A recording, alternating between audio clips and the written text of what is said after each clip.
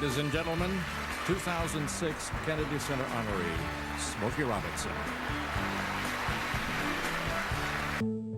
She smiled on stage, but behind the scenes, 7 legends shattered her trust.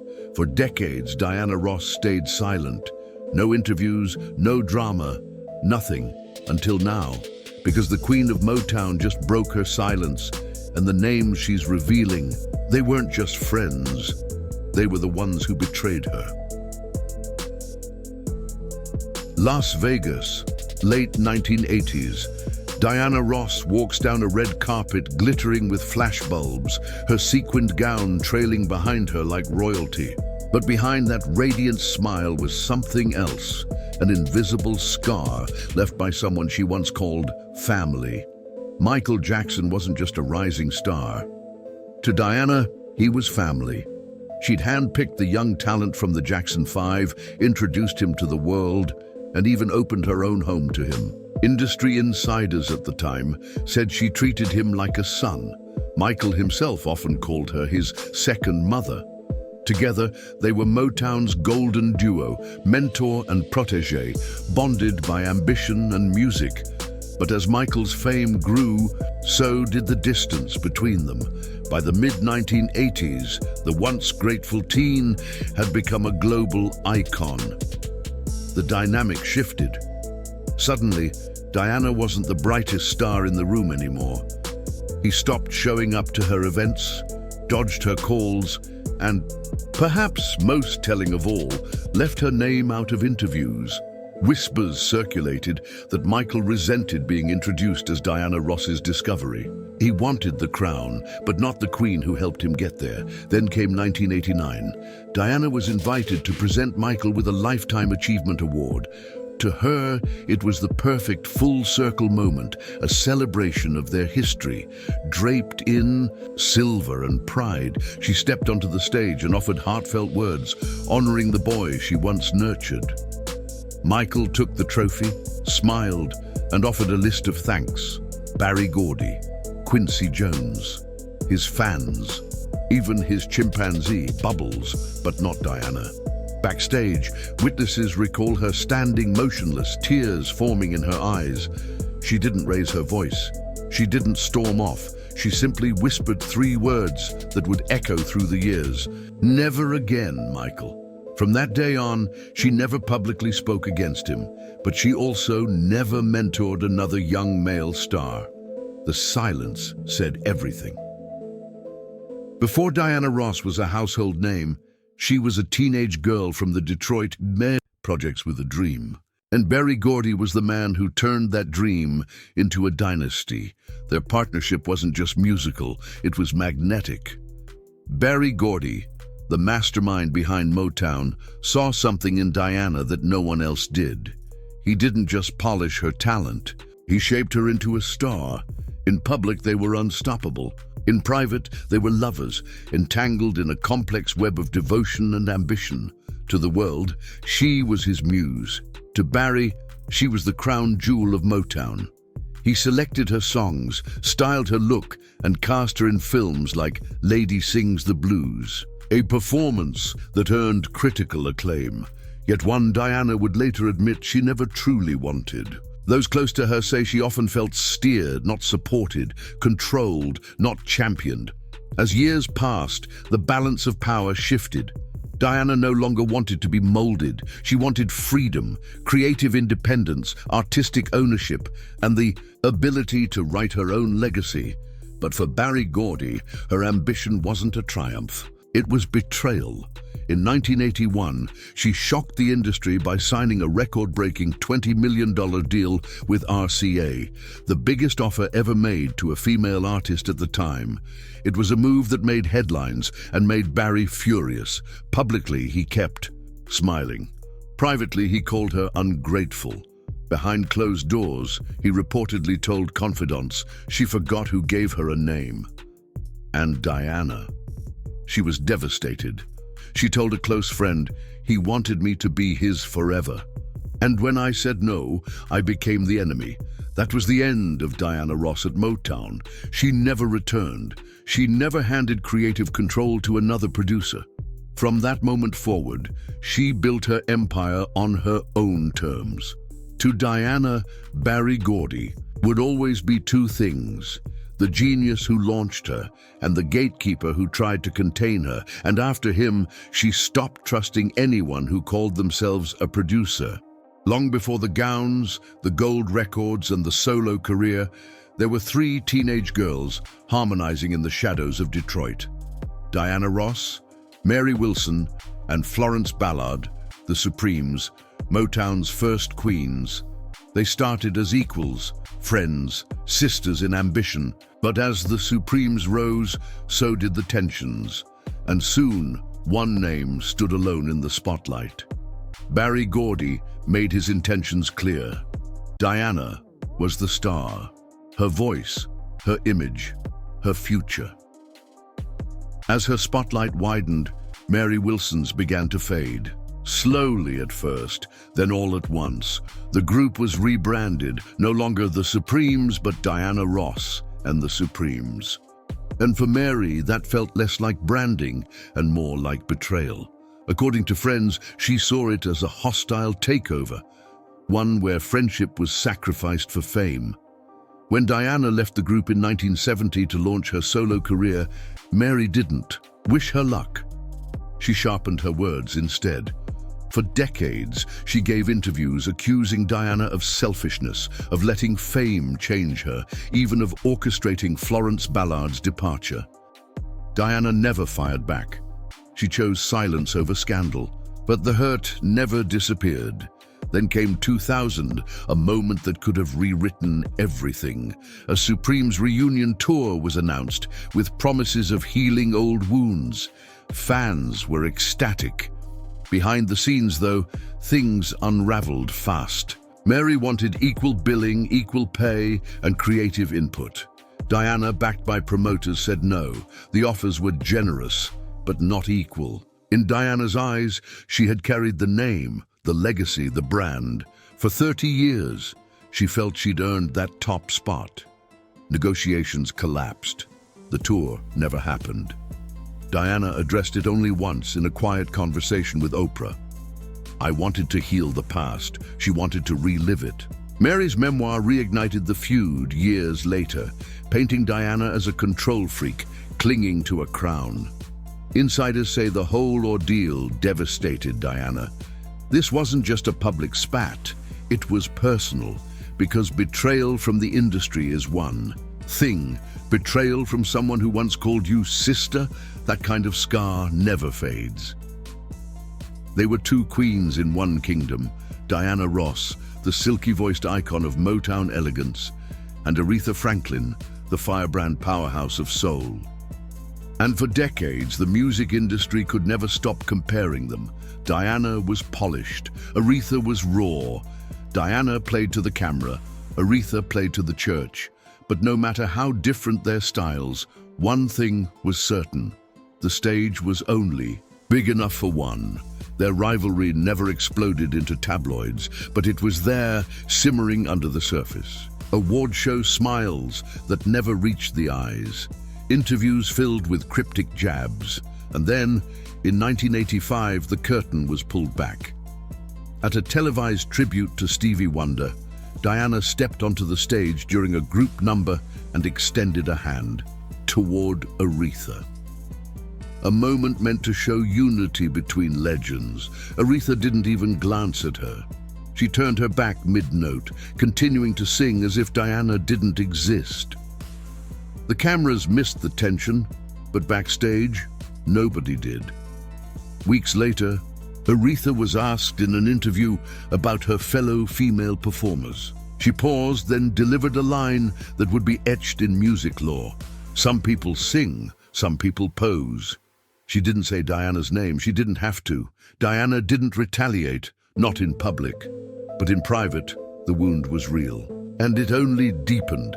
At rehearsals for another award show, Aretha reportedly leaned over to a nearby musician and said of Diana's voice, "That's not singing. That's stage whispering in sequins," Diana heard. She didn't flinch. She smiled and walked away. But later, she confided in a close friend, "She could out-sing me, but she never outclassed me. From that moment on, Diana drew a quiet boundary. She would no longer share a stage with women who masked cruelty as confidence, because for her, being a queen wasn't about how loud you could sing. It was about how gracefully you could stand, even when someone tried to knock you down.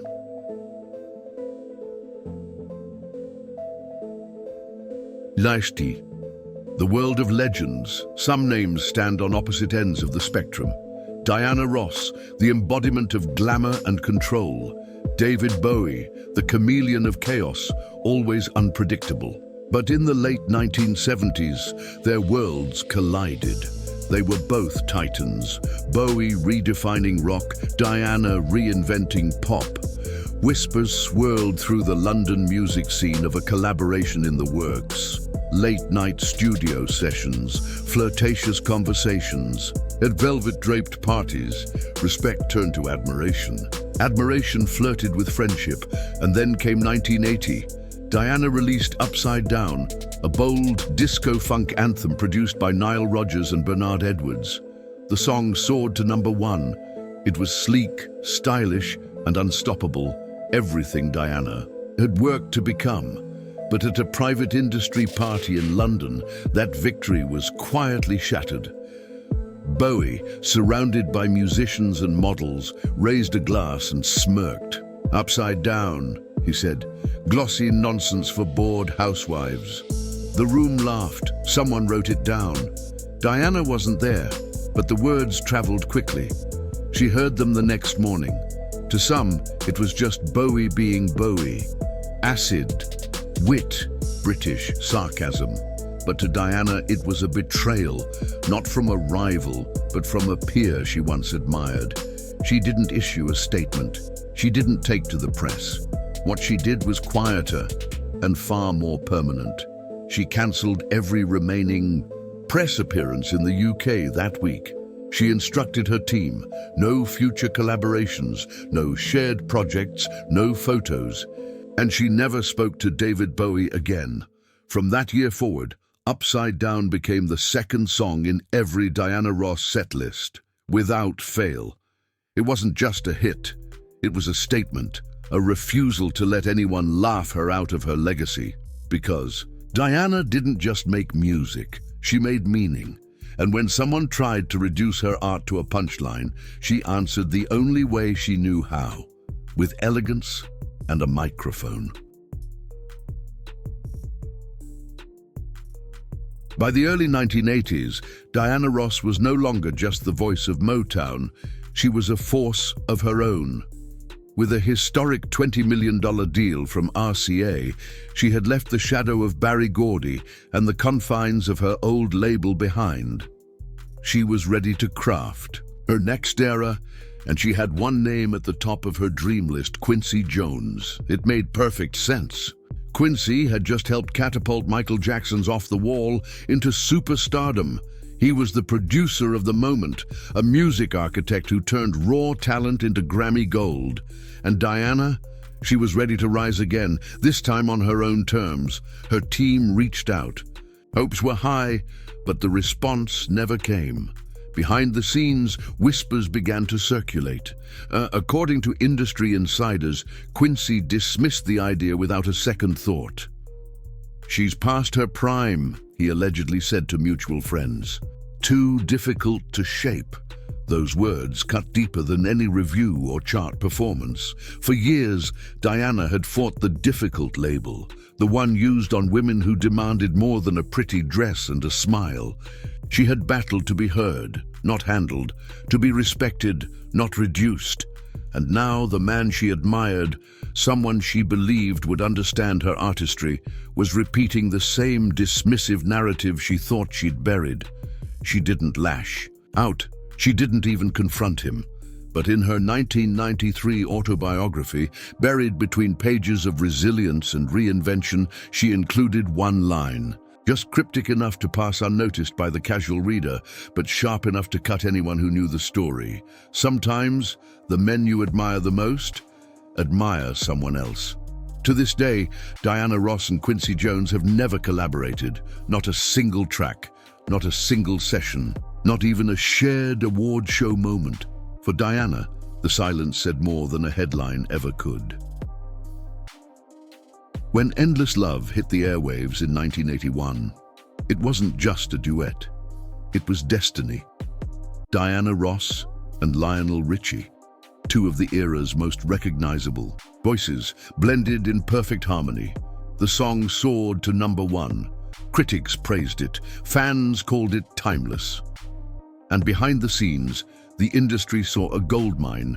A co-headlining world tour was in the works. RCA executives envisioned a musical empire built on the chemistry between Diana and Lionel.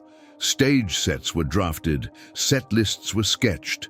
Diana, ever the perfectionist, had even begun choreography planning. And then, just as the contracts were being finalized, Lionel pulled out. Publicly, he cited creative differences. Privately, insiders painted a different picture.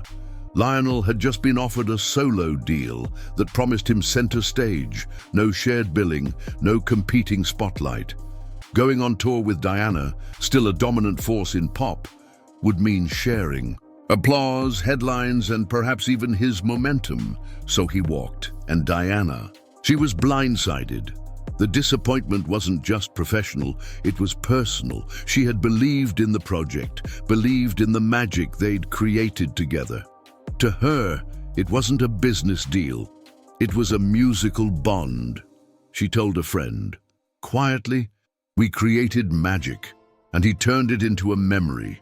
There were no public outbursts, no interviews, no scathing rebuttals, just a silence that lingered for decades. Despite their song's legendary status, Diana and Lionel never performed Endless Love together again. Not at award shows, not at tributes, not even once. It became one of pop culture's quietest heartbreaks, a song about eternal love, left without a second act, and Diana never spoke of it again, not until now. For decades, Diana Ross stood at the top of the mountain and stood alone, surrounded by music but often met with silence. Praised on stage, yet dismissed behind closed doors. She didn't fight back with interviews or scandals. She didn't defend herself in the press. She simply kept moving forward, smiling, performing, enduring.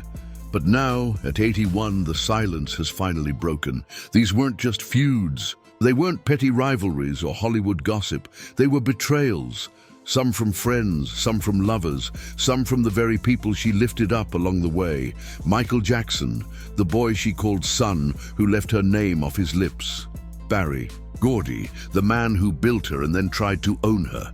Mary Wilson, the sister who turned her back. Aretha Franklin, the rival who humiliated her in plain sight. David Bowie, who reduced her success to a punchline.